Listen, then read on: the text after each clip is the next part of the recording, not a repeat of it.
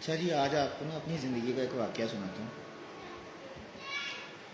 मैं ना government high school Shahdara में पढ़ता था, 9th क्लास में था।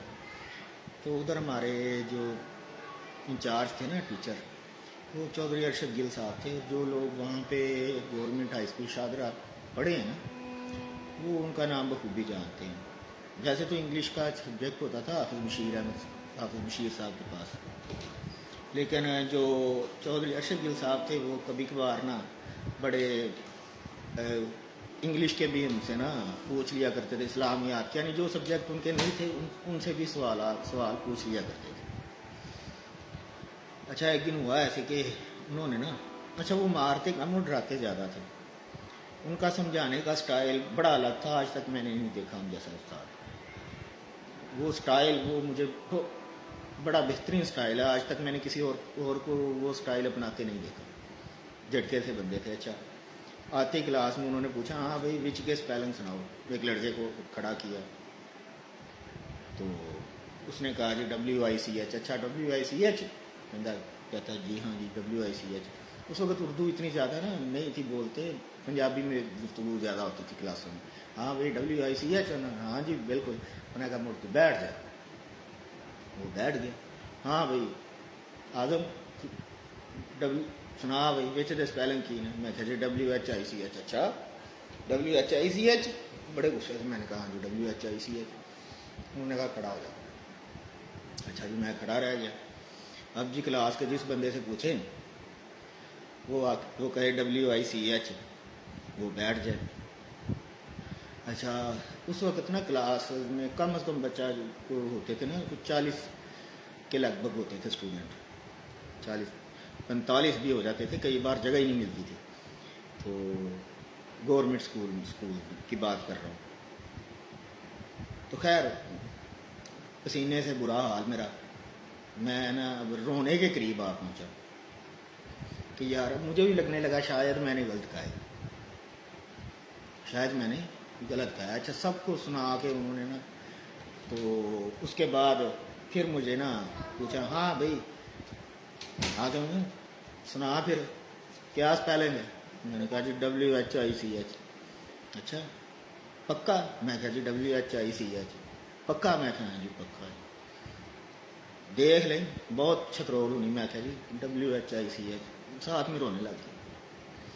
अच्छा खैर उन्होंने ना चलते चलते मेरे पास आए, मुझे ना ऐसे लगाया सीने से।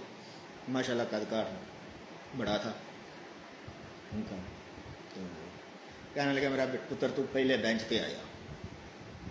अच्छा जी, बाकी सबको कहा बेंचों पे कान पकड़ो। तो बेंचों पे कान पकड़ो। अच्छा, अब सब हैरान हक्के बक्के ये क्या हुआ। उसने कहा जी ये सबक जो है ना इसका ज़िंदगी में आपको बाद में पता चलेगा। इस बच्चे ने अपने आप को सही साबित करने के लिए, ये बच्चा सही था लेकिन उसे मैंने ये इमेजिन करवाया कि तू गलत है। आप सब ने उसे ये रियलाइज़ करवा दिया कि वो गलत है। वो इस हद तक वो हो गया कि वो रोने लग गया, लेकिन वो है ठीक। और इस सबक का ज़िंदगी में आपको बाद में जाके पता चलेगा। मेरी कई बातों का वो पंजाबी में अक्सर कहा करते थे, जो मैं किसी जवान हो ना दूसरे अगे जाओगे प्रोफैशनल जिंदगी दे विच, तो फिर तुहानू पता लगेगा कि तू मेरिया गल्लां दा मैं की आंदा हुंदा सी। तो बात ये है, अब ये बाज़ औक़ात मेरी ज़िंदगी में ऐसे बार मौके आए कि ये सबक मुझे ना याद करना पड़ा, दोहराना पड़ा। और ये सबक याद था इसलिए कामयाब भी हुआ।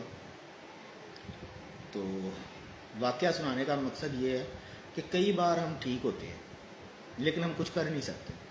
हमें रियलाइज़ करवाया जाता है कि इर्द गिर्द के माहौल के मुताबिक हमारे इर्द गिर्द के लोग हमारे अपने वो कहते हैं कि नहीं आप गलत हो।